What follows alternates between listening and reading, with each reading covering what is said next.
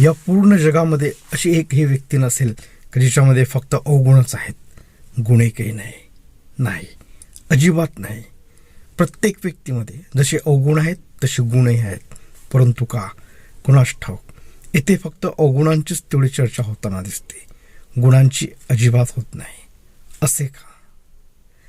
जर खोटे बोलणे हा एक गुन्हा आहे, चोरी करणे हा एक गुन्हा आहे, विनाकारण कुणाला शिवीगाळ करणे हाही एक गुन्हा आहे, तर मग एखादी व्यक्ती जर प्रामाणिकपणे एखादं सुंदर कार्य, चांगलं कार्य करत असेल, स्तुतियोग्य कार्य करत असेल, तर त्याची तारीफ न करणे, प्रशंसा न करणे, त्याचं ॲप्रिसिएशन न करणे हाही एक मोठा गुन्हा आहे.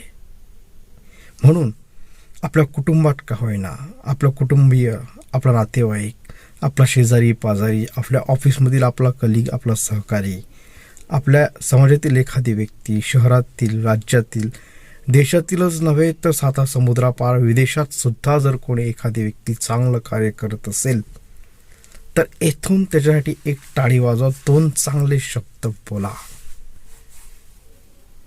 तसे केल्याने त्याचे फायदेच आहेत. मला सांगा,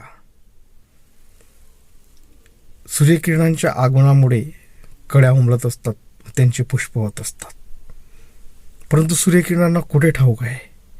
तसेच जेव्हा आपण एखाद्या व्यक्तीबद्दल जेव्हा चांगले सकारात्मक शब्द बोलतो तर त्याच्याने त्या व्यक्तीला प्रोत्साहन मिळत असते, प्रेरणा मिळत असते, आनंद मिळत असतो.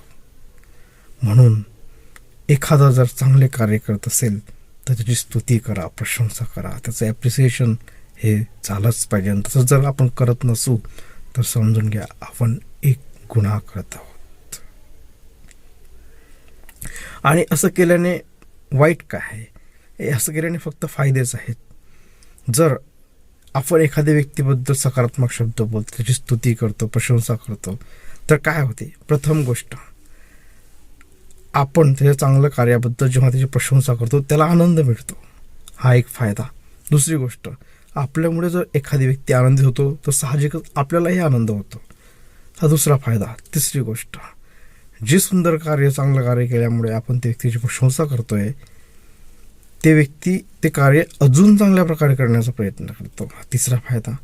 चौथा फायदा, आपल्या पूर्ण आयुष्यात आपण कधीतरी एखादं चांगलं कार्य करू किंवा नाही, जर केलं तर ती व्यक्ती स्वाभाविकच आपलीही तारीफ करेल, त्याच्याने आपल्याला कधीतरी आनंद होईल. हे व असे फायदे नक्कीच होत असतात.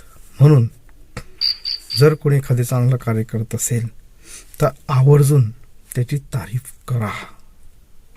आणि शेवटी एकच सांगतो का आपल्या सभोवताली जी माणसे, जी व्यक्ती राहतात ती सजीव, संवेदनशील मने असणारी व्यक्ती आहेत, निर्जीव उपकरणं, यंत्र किंवा मशीन्स नाहीत.